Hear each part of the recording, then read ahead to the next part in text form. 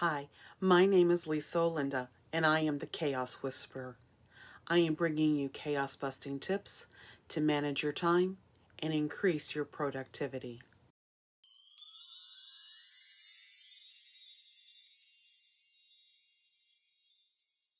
With many business owners working from home, they have a lot more time to be living in their email inbox. Many businesses choose Outlook to organize their email accounts. For my business, I manage many email systems like Exchange and Gmail. I use a Windows 10 platform and rely heavily on Outlook for desktop. My topic for this week's 321 Chaos Buster is controlling email chaos. Angela Giakim says, aim for the stars and land somewhere high in the sky. But as I always say, the sky's not the limit, there's the moon too. I have done webinars and public events teaching about email. Recently, an associate asked me for tips on creating folders and setting up rules in Outlook. Let's take a look at a few ways you can control your email chaos today. My 3 Chaos Buster thoughts. Number 1, synchronicity. For my business, the best money I ever spent was using an Exchange account for my email address. An Exchange account allows me to automatically sync my email, contacts, and calendar with every device I own. The time I saved has more than paid for the Exchange account. Microsoft 365 Business Standard comes at a price tag of $150 annually. I wanted to take you to the page about the Microsoft 365 products. It gives you an overview of what is available. And I use this one. I use the Microsoft 365 Business Standard. It's $12.50 a month. It gives access to the Office apps, which can be downloaded on your computer, and that is also on a Mac computer except for Publisher and Access. And then the services include an Exchange account, OneDrive, SharePoint, and Teams. So this allows you to make an educated comparison to other products and what is available out there. Number 2, folders. I operate on a zero inbox policy. By the end of the day, I have put the email in my project management tool for future action, or I have filed in a folder in Outlook. Folders are not necessary for operating in Outlook. You can survive nicely with the defaults. I need to audit my folders because I've accumulated many over the years. Outlook's new search feature is an incredible tool. So in Outlook, when you have an Exchange account, or actually if you have any kind of an account, Gmail, Yahoo, and you're pulling it into your Outlook, you have the capability of setting up folders. So on the left-hand side, you'll see that I have my inbox. I have one email that I need to process in my inbox. But if I drop down, I have other folders set up that I can access information. In the next video clip, we will look at setting up rules, but because I have rules in place, I have emails that are not read, that I have a rule set up so that they automatically go into these folders because I don't want it to be something that I have to act on every day. So as you can see, I have basically these are reading accounts, and I have rules set up so that when it comes into the inbox, it automatically goes into my folders. I don't have to worry about accessing them, acting on them until I have the time blocked in my calendar to do that. Number 3, rules. Using rules helps you organize your emails and minimize your distractions by getting them out of your inbox and stored where they belong. This allows you to put items that do not need immediate attention in a subfolder where you can keep them unread until you are ready to act on them. One of the nice things about using the desktop version of Outlook and managing multiple email accounts is the ability to move something from one email account to the other.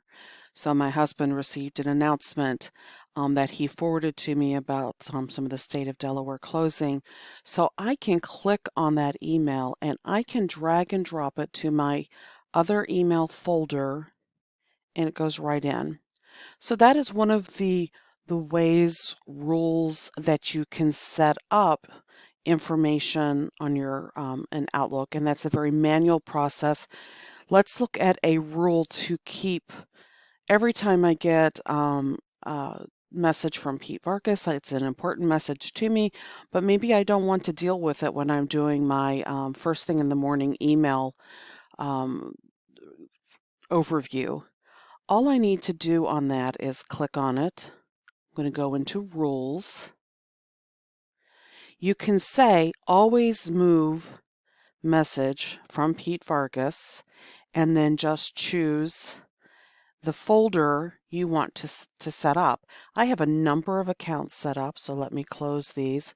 I'm in my Lisa Olinda account, and I'm going to click right by on the left side, the down arrow, and I'm going to choose the Advance Your Reach. That's Pete Vargas's program. Click OK. And now every time I get a message with Pete Vargas, it goes into that.